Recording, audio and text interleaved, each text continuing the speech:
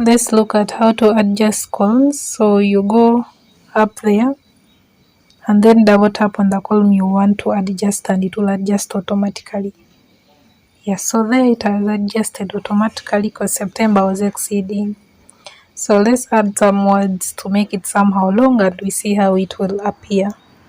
So we shall have September 2022 and 2023. So you go up there and then you put the cursor and then put 2022 and 2023 like that. Then you go on the column that you want to adjust, then you double tap on that line. It will automatically adjust to the length of the word. So that is how we adjust columns in Excel. Thanks for watching.